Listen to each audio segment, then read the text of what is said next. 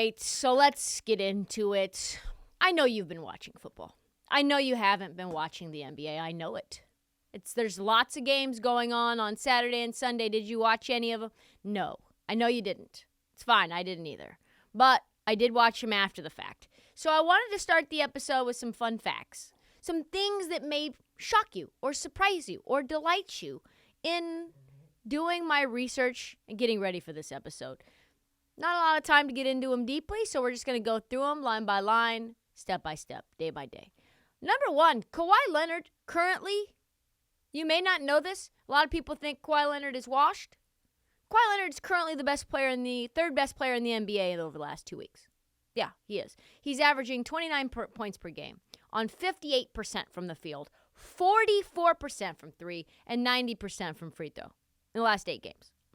That's what his shooting splits are. He's also averaging 1.5 steals per game and a half of a block during that time period as well. So, just a fun fact for the Clippers, which is why they're surging. Ant Edwards, from Ant-Man to Superman as well. He's averaging 30 a game as well, 50% from the field, 44% from three, 84% from the free throw line. He has 2 steals per game. So he's actually currently better than Kawhi Leonard, almost a block per game too. And then as a result, the Minnesota Timberwolves, I don't know if you know this, but they're actually good again. They're up on the standings above the play-in version, above going to the play-in tournament. They are 7-3 in their last 10. They are cooking without Karl Anthony Towns. And do not look now, they are currently 5th place in the West. 5th in the West! And in the month of January, if you look at their wins, they're probably playing cupcake teams, right? They're probably playing teams that want to tank. No, in the month of January, they've beaten the Nuggets, the Clippers, the Cavaliers, the Nuggets, I said that already, Grizzlies, and Kings. All top 4 teams. That's ridiculous. The Pelicans, we move on. They are horrible right now. They currently are not very good. They've gone from 2nd in the West to 8th in the West in a split second time. They've lost 8 in a row. Herb Jones has missed 16 games out of 51. B.I. now has missed 22 games. He's finally back, but is he back? Zion has missed 22 games. Don't know what's going on with them, but they probably need to make a move at the deadline. Sixers currently the best team in basketball. Yeah. Embiid has gone from 15-1 to win the MVP to now just shy of 3-1. He's currently 2nd in MVP power rankings. That is how dominant Embiid has been, and that's how good the Sixers have been in the last 2 weeks. The Wizards, and I mean this in the best possible way, the Wizards are actually something that you can talk about on this show. The Wizards, they have won their last 5.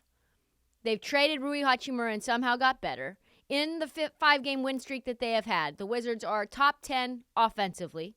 They are 9th. And top 10 defensively. They are 7th. They are shockingly in 9th place right now, even though I thought that they might be tanking, and they are one team that thinks that they are a piece away from making some sort of playoff run. That's where we're at.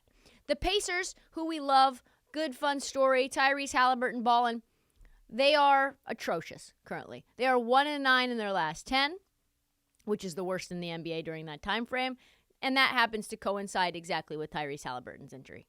Of their 9 losses, they are losing by an average of 13 points. So if you are a gambling person, a betting person, whatever, keep that in mind when you're thinking about playing or fading the Indiana Pacers.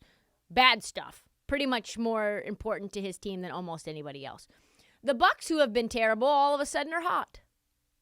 They are currently blowing teams out since Chris Middleton got back. Since he arrived back from injury, things offensively clicking. They have scored over 135 points in 3 of their last 4 games. They scored 150 against the Pistons. Giannis back to scoring 50 again. Their demise, greatly exaggerated. The Raptors are in such disarray, there are now reports that Nick Nurse could be on the hot seat. They are talking about trading everyone. 3 other 5 starters, Fred VanVleet, Gary Trent, OG Anunoby. The latest is that OG Anunoby might be going to the Suns, which would be something. Which probably means DeAndre Ayton is going to the Raptors. And I thought they probably saved their season for maybe a week or 2, and now they haven't. And now Nick again on the hot seat. Current news from Shams Charania. There are Jaren Jackson conspiracies brewing around the Reddit realm. There are reckless claims about his stats being padded at home because I guess scorekeepers are being influenced by the deep state or something. I'm not sure. There were highlights that were put out on Twitter. There were extra scrutiny in that game. And what did Jaren Jackson decide to do in that game when those extra eyeballs were there at the crib? Have a block party. Just defending recklessly. Currently minus 200 to win Defensive Player of the Year. And finally, the part that's much more interesting to me than almost any other is that the Kings are so good, they are so hot, that a fan base that hasn't seen the playoffs in over 15 years expect them to win every game. They want to riot in the streets when they lose games that they probably should or must or can lose. Yeah, they believe that they should win every single game now. That's where the fan base is at. That's how good the Kings are sitting atop the West.